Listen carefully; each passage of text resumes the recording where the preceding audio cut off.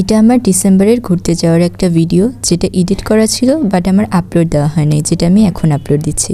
মেমোরিজগুলো রাখার জন্যই মেনলি ভিডিওগুলো পেজে আপলোড দিচ্ছি। ছোটবেলা থেকেই ডিসেম্বরে কোথাও ঘুরতে যাওয়া মানে আমরা দাদু বাড়ি আর নানু বাড়ি যাওয়াকেই বুঝি। এইবারও ছুটি কাটাতে আমরা দাদু বাড়ি আর নানু বাড়ি যাচ্ছি, তাই তার আগের কিছু প্রিপারেশনই আজকে শেয়ার করব। আসসালামু আলাইকুম এভরিওয়ান, ওয়েলকাম টু স্মৃতিস ডায়েরি। রেগুলারের মতো কম্পিউটার ক্লাস শেষ করে বাসায় আসার পর আমি, আম্মু আর আমার ছোট বোন আমরা চলে গিয়েছিলাম কৃষি মার্কেটে ছোটোখাটো প্রয়োজনীয় কিছু জিনিস কেনার জন্য। এখন যেহেতু এই মার্কেটের বাহিরেই সব কিছু বিক্রি করে, তো বাহিরেই দেখলাম একটা ভ্যানে অনেক সুন্দর সুন্দর কিছু শু ছিল। এখান থেকে নিশির একটা শু পছন্দ হয়ে যায়। শুটা আমারও বেশ ভালো লাগে, ইউনিকর্ন টাইপের।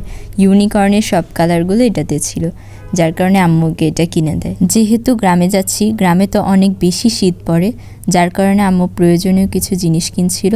তারপর আমরা চলে যাই একটা জুতার দোকানে। এই দোকানটা মেবি নতুন ছিল আর এখানে জুতার কালেকশনগুলোও বেশ ভালো ছিল। এখান থেকে আমি পছন্দ করে আমার রেগুলার ওয়্যারের জন্য একটা হোয়াইট কালার জুতা নিয়ে নিই। গ্রামে যাওয়ার আগে আমাদের কয়েকদিন এরকম শপিং ডেই চলে, কিছু না কিছু নতুন কিনতেই হয়। দেন সব কেনাকাটা শেষ করে বাসায় চলে আসলাম। বাসায় এসে দেখি রিও এখনও ঘুমাচ্ছে। ও এখন বেশিরভাগ টাইম ঘুমিয়েই কাটায় দেয়। আমাদের অনেক ইচ্ছা ছিল রিওকেও নিয়ে যাওয়ার, কিন্তু সেটা তো সম্ভব না, তাই রিওকে আঙ্কেলদের বাসায় রেখে যাব। এটা তার একদিন পরের ক্লিপ। এদিন আমরা সন্ধ্যার সময় বের হই রিওর জন্য ক্যাট ফুড কিনতে। যেহেতু রিও আঙ্কেলদের বাসায় থাকবে, তাই ওর খাবার দাবার সব কিনে রেখে যায় যাতে ওর কোনো অসুবিধা না হয়। ওর খাবার কিনতে গিয়ে আমরা আমাদের খাবারও কিনে নিয়ে আসি। বাসায় এসে খাওয়া দাওয়া শেষ করে আমরা ব্যাগ প্যাক করতে বসি, যেটা কোথাও ঘুরতে যাওয়ার আগে সবচেয়ে ইম্পর্টেন্ট কাজ। আর এই ব্যাগ গোছাতে গিয়ে আমাদের প্রায় 1-2 ঘন্টার বেশি লেগে যায়। এর পরের দিন সকাল সকাল ঘুম থেকে উঠে রিওর প্রয়োজনীয় জিনিসের সাথে রিওকে আঙ্কেলদের বাসায় রেখে আসি। আর আমরাও রেডি হয়ে কমলাপুর চলে যাই, কারণ আমাদের ওই দিন সকালে ট্রেন ছিল।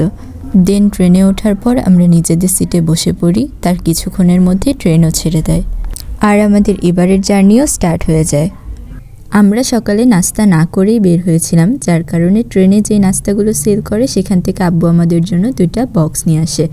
এই স্ন্যাক্স বক্সগুলোতে ছিল 2টা ব্রেড টোস্ট, একটা চিকেন ফ্রাই, একটা কাটলেট।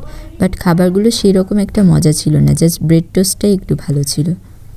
ট্রেনে আসার সময় ট্রেনের জানালা দিয়ে এই বাহিরের ভিউগুলো দেখতে খুবই ভালো লাগে, একটা অন্যরকম শান্তি কাজ করে। আর ট্রেন জার্নিতে যে জিনিসটা আমরা কখনোই মিস করি না সেটা হচ্ছে ট্রেনের কফি। 1 কাপ কফির সাথে ট্রেনের আউটসাইড ভিউ এনজয় করা, ব্যাপারটা কিন্তু বেশ ভালোই, অনেক সুন্দর একটা টাইম কেটে যায়।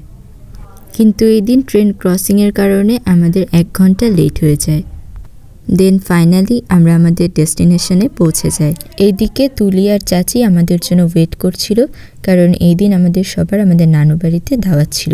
তাই দাদু বাড়ি যাওয়ার পরপরই আমরা তাড়াতাড়ি ফ্রেশ হয়ে কোনো রকমে রেডি হয়ে আবার সবাই একসাথে বের হয়ে যায় নানু বাড়ি যাওয়ার জন্য।